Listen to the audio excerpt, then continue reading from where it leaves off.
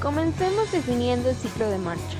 Es el periodo en el que se presentan acciones sucesivas, alternas y uniformes, y se inicia en un evento específico hasta que se repite en el pie ipsilateral generalmente. Para entender esto de una mejor forma, el ciclo de la marcha del pie derecho es el tiempo que transcurre entre el contacto inicial del pie derecho y el siguiente contacto inicial del mismo pie. El ciclo de la marcha está comprendido por 8 fases. Las 5 primeras corresponden a la etapa de soporte y las 3 últimas al periodo de balanceo. La primera fase del periodo de soporte es el contacto inicial, que es el instante en el que el pie que iniciará el ciclo de la marcha hace contacto con el piso. También se conoce como golpe de talón. Durante esta fase, el contacto inicial, la cadera tendrá una flexión de 30 grados, con la acción principal de los músculos extensores, pues mediante una contracción excéntrica, estos evitarán que la cadera se flexione de más. En cuanto a la rodilla, esta tendrá 0 grados, es decir, estará neutra, y quienes actuarán serán los músculos extensores, pero de igual forma los flexores, ya que con contracciones excéntricas y concéntricas, a su vez, estos mantendrán la posición neutra. En cuanto al tobillo, al igual que la rodilla, se encontrará en una posición neutra, es decir, 0 grados. Sin embargo, en este, quienes actuarán serán los músculos dorsiflexores, mediante una contracción excéntrica para mantener la neutralidad. Respuesta de carga. Intervalo en el que el pie hace contacto total con el piso y el peso corporal es soportado por la extremidad. Representa aproximadamente el 10% del ciclo de la marcha. En el desarrollo se presenta el primer doble soporte. En la respuesta de carga, la posición final, en cadera, es una flexión de 30 grados y los músculos que actúan son el glúteo mayor e isquiotibiales. El tipo de contracción es excéntrica. Promueve el movimiento en toda la cadera. En rodilla, la posición final es una flexión de 15 a 20 grados. El músculo que actúa es cuádriceps. Su contracción es excéntrica y previene el colapso en la rodilla. La posición final en tobillo es una plantiflexión de 10 a 15 grados. Los músculos que actúan son tibial anterior, extensor común de los dedos y extensor largo del primer dedo. Soporte medio. Tercera fase del periodo de soporte. Inicia cuando la extremidad contralateral pierde el contacto con el piso, lo que transfiere el peso a lo largo del pie. Representa del 10 al 30% del ciclo de la marcha.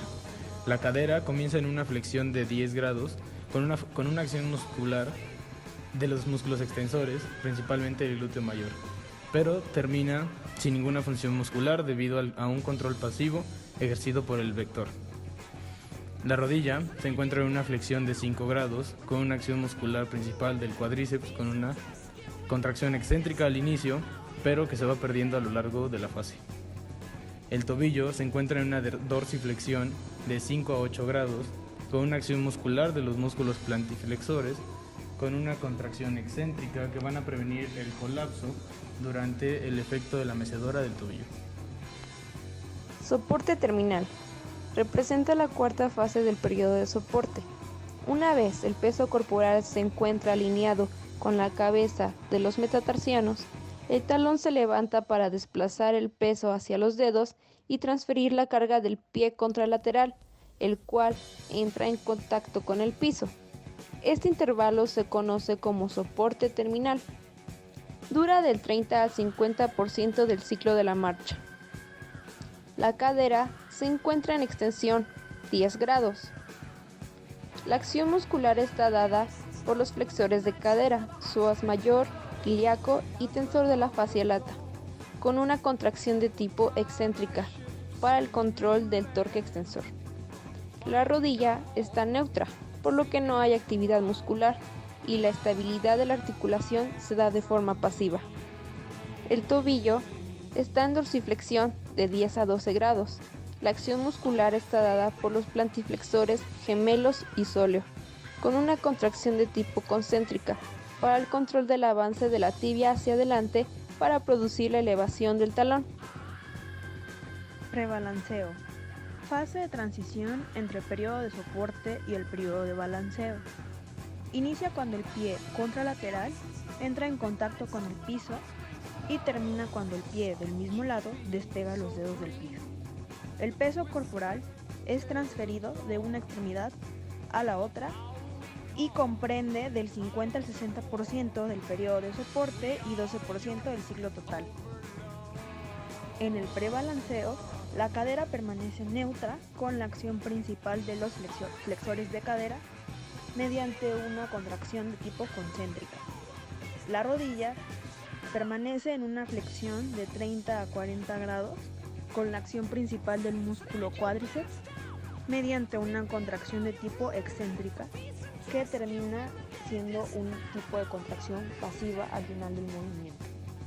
El tobillo termina el movimiento en una plantiflexión de 20 grados mediante la acción principal de los músculos plantiflexores con una contracción concéntrica.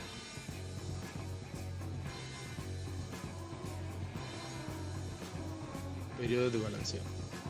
El periodo de balanceo representa el 38% del ciclo de la marcha y comprende 3 fases: balanceo inicial, balanceo medio y balanceo terminal. Comienza después del prebalanceo, en el momento en que los dedos del pie se despegan del piso, y termina en el momento en que el talón hace contacto con el piso, es decir, en el contacto inicial del siguiente ciclo de la marcha. Balanceo inicial. Comienza cuando los dedos del pie abandonan el piso y termina cuando la rodilla alcanza la flexión máxima durante la marcha. El muslo se encuentra directamente debajo del cuerpo y paralelo a la extremidad inferior contralateral. En esta fase, la posición final de la cadera es una flexión de 20 grados y los músculos que actúan son psoas mayor, ilíaco, sartorio, recto anterior, aductor mayor y aductor medio. La acción es concéntrica, ya que promueve la aceleración durante la flexión. La posición final en rodilla es una flexión de 50 a 60 grados. Los músculos que actúan son porción corta del bíceps crural, sartorio y recto interno del muslo. Favorecen la flexión de la rodilla. La posición final del tobillo es una plantiflexión de 5 a 10 grados. La acción muscular es tibial anterior, extensor común de los dedos y extensor largo del primer dedo. Su acción es concéntrica, inicia la dorsiflexión. Balanceo medio. Es la segunda fase del periodo de balanceo. Representa del 75 al 85% del ciclo de la marcha. Inicia cuando la rodilla se encuentra en una flexión máxima y finaliza cuando la tibia se posiciona perpendicularmente al piso, es decir, en posición vertical. La cadera se encuentra en una flexión de 30 grados, con una acción muscular concéntrica del psoas mayor y el músculo ilíaco. La rodilla se encuentra en una flexión de 30 grados, con una acción muscular dada por los isquiotibiales, que se contraerán excéntricamente para desacelerar la extensión de la rodilla. El tobillo se encuentra en una posición neutra o 0 grados, con una acción muscular de los músculos dorsiflexores en un tipo de contracción concéntrica para continuar el levantamiento del pie y alcanzar la posición neutra. La última fase del periodo de balanceo es el balanceo terminal. Esta se inicia cuando la tibia se encuentra en posición vertical, continúa a medida que la rodilla se extiende completamente y termina cuando el talón hace contacto con el piso. Representa el último 15% del ciclo de la marcha. En el balanceo terminal, la cadera va a tener una flexión de 30 grados, mientras que la rodilla se va a encontrar en una posición neutra. De igual forma, el tobillo va a encontrarse en una posición neutra y las articulaciones metatarsofalángicas se van a encontrar en una posición neutra. Ahora hablaremos sobre las extremidades superiores durante la marcha. El tronco conserva una posición erecta durante la marcha similar a la adoptada en la posición bípeda, estática y espontánea. Se desplaza de forma rítmica hacia arriba y hacia abajo y de derecha a izquierda, aproximadamente 5 centímetros, a medida que el individuo avanza y transfiere el peso corporal de una extremidad inferior a la otra. Los músculos que presentan actividad son principalmente los paravertebrales o espinales, altos y bajos, los cuales mantienen erecto el tronco durante la marcha. Asimismo, los cuadrados lumbares, los oblicuos y el recto del abdomen. La extremidad superior se mueve rítmicamente desde la cintura escapular y el hombro, en sentido opuesto con respecto a la extremidad inferior del mismo lado del cuerpo. Es decir, mientras la extremidad inferior derecha se adelanta, la superior izquierda la acompaña, y así sucesivamente mientras se mantenga en marcha la persona. Durante la marcha libre y espontánea, el hombro se mueve en un rango poco amplio, de 20 a 30 grados aproximadamente, de los cuales el 70 u 80% son en dirección hacia la extensión y los restantes de 20 a 30% hacia la flexión. Estos rangos de movimiento se incrementan a medida que la velocidad de la marcha aumenta. El movimiento de balanceo rítmico y simultáneo de las extremidades generado desde la cintura escapular y el hombro es producido principalmente por la acción muscular con la ayuda de la fuerza de la gravedad, pues normalmente las articulaciones del codo y la muñeca permanecen estáticas. Parámetros temporales. En el examen de la marcha se debe permitir la cuantificación de parámetros temporales y espaciales. Proporcionan una descripción básica de la marcha. Los resultados facilitan la relación de datos en la evaluación del movimiento y poder identificar parámetros temporales. Las asimetrías encontradas en variables de tiempo y distancia facilitan el diagnóstico. Podemos fijar objetivos y planear el tratamiento. Las alteraciones en la marcha alteran los parámetros temporales. Los parámetros de tiempo son ciclo de la marcha, periodo de paso, periodo de soporte, periodo de balanceo, frecuencia y velocidad. Ciclo de marcha. Es el periodo en el que se presentan acciones sucesivas, alternas y uniformes, y se inicia en un evento específico hasta que se repite en el pie ipsilateral generalmente. Para entender esto de una mejor forma, el ciclo de la marcha del pie derecho es el tiempo que transcurre entre el contacto inicial del pie derecho y el siguiente contacto inicial del mismo pie. Periodo de paso. Parámetro temporal que mide el intervalo del tiempo entre el contacto inicial de un pie y el contacto inicial del pie contrario. Periodo de soporte. Tiempo que transcurre cuando el talón hace contacto con el piso, hasta que se despegan los dedos del mismo pie. El centro de gravedad está ubicado en S1 y S2, delante del cuerpo vertebral. Requiere registro bilateral. Periodo de balanceo. El periodo de balanceo representa el 38% del ciclo de la marcha y comprende 3 fases: balanceo inicial, balanceo medio y balanceo terminal. Comienza después del prebalanceo, en el momento en que los dedos del pie se despegan del piso, y termina en el momento en que el talón hace contacto con el piso, es decir, en el contacto inicial del siguiente ciclo de la marcha. Frecuencia o cadencia. Este parámetro hace referencia al número de pasos por unidad de tiempo que, generalmente, se fija en un minuto. La frecuencia determina el ritmo y la rapidez de marcha que autoselecciona toda persona cuando camina naturalmente. Varía de acuerdo con la longitud de las extremidades, el peso corporal y la habilidad para caminar, y disminuye con el proceso de envejecimiento. Ante la presencia de deficiencias neuromusculares y osteoarticulares, se altera la frecuencia. Del mismo modo, el incremento de la cadencia conlleva el aumento del ancho de paso y la disminución del ángulo de paso. Normalmente se encuentra entre los 90 y los 140 pasos por minuto. Parámetros espaciales.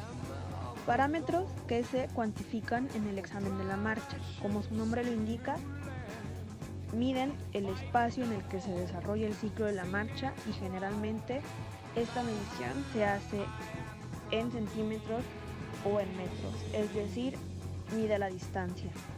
Se obtiene con precisión en laboratorios, sin embargo, con ciertas técnicas es posible cuantificarlos en un examen normal de la marcha. Longitud de paso largo o longitud de zancada. Parámetro espacial, también conocido como zancada, y es la distancia lineal en metros entre el contacto inicial de una extremidad al contacto inicial de la otra. Longitud de paso o paso corto. Es la distancia en metros desde el contacto inicial de una extremidad hasta que ocurra el mismo evento en esa misma extremidad. Permite la medición del paso corto derecho e izquierdo. Permite observar simetrías en la marcha. Ancho de paso. Está dado por la distancia lineal en centímetros entre dos puntos iguales de los pies, por ejemplo, los talones. Esta variable está directamente relacionada con la estabilidad, lo que significa que mientras mayor amplitud haya en el ancho, mayor estabilidad y equilibrio tendrá la persona. Ángulo de paso. Se refiere a la orientación del pie durante el apoyo. El eje longitudinal de cada pie forma un ángulo con la línea de progresión. Normalmente está entre los 5 y los 8 grados. Una deficiencia de torsión de origen pélvico, femoral, tibial o podal de la extremidad inferior puede generar el incremento del ángulo de paso o su inversión, en cuyo caso se registra como negativo. Tareas funcionales de la marcha. Son 3 y se utilizan para facilitar el estudio y examinación de la misma. Primera, aceptación del peso. Es la tarea en la que el peso corporal se transfiere de una extremidad a la otra, cambiando de una cadena cinética abierta a una cerrada, garantizando la amortiguación de la carga y la estabilidad. En la segunda tarea, soporte en una sola extremidad, el peso corporal recae totalmente en la extremidad de apoyo, mientras la extremidad contralateral se encuentra en balanceo. La tercera tarea funcional se refiere al avance de la extremidad. Esta tarea funcional garantiza que el pie despegue del piso y la extremidad y el tronco avancen hacia adelante. Comprende 2 momentos cruciales, uno de aceleración al inicio del proceso y uno de desaceleración al final, como preparación al siguiente contacto inicial para que no sea tan brusco. Ahora hablaremos sobre desplazamientos del centro de gravedad durante la marcha. Aunque la ubicación del centro de gravedad varía en cada persona de acuerdo con sus características antropométricas, se calcula que en el adulto se encuentra localizado por delante del cuerpo vertebral, a la altura de la primera o la segunda vértebra sacra. El centro de gravedad, además de seguir la progresión de la marcha, sufre desplazamientos alternados a derecha e izquierda y de arriba a abajo, lo cual garantiza que caiga directamente sobre la base de soporte o el área de pie de apoyo, de acuerdo con la fase en que se encuentre. Estos desplazamientos horizontales y verticales del centro de gravedad se relacionan directamente con el consumo energético de la persona. En el análisis del recorrido del centro de gravedad durante la marcha, se destaca la descripción de una curva sinusoidal suave, tanto en sentido vertical como en sentido horizontal.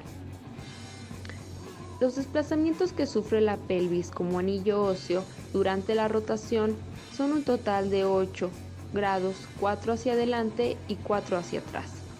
Así se consigue que el peso del cuerpo en cada paso caiga de manera brusca y el centro de gravedad se desplace violentamente hacia abajo. Mecanismos de mecedora. Hablaremos de la función del talón, el tobillo y el antepié. Existen 3 mecanismos de mecedora. El primer mecanismo de mecedora es el talón, presente durante el contacto inicial cuando comienza la transferencia de peso corporal de una extremidad a otra. La tuberosidad del calcáneo durante un instante sirve de fulcro o eje para que el pie y la pierna se muevan hacia adelante. El primero en dirección del piso para ampliar la base momentánea de soporte y la segunda en busca de seguir el avance secuencial del peso corporal para preservar la progresión de la marcha. El segundo mecanismo de mecedora es el tobillo. Una vez que el pie se apoya completamente en el piso, el eje mecánico del complejo articular del tobillo permite el desplazamiento corporal hacia adelante. Corresponde con las fases de respuesta a la carga y soporte medio. Finalmente, el tercer mecanismo de mecedora es el del antepié, presente durante el soporte terminal cuando el peso corporal se alinea con las cabezas de los metatarsianos. El talón se levanta y toma como eje a las articulaciones metatarsofalángicas que aseguran la transferencia de peso hacia los dedos y a la otra extremidad.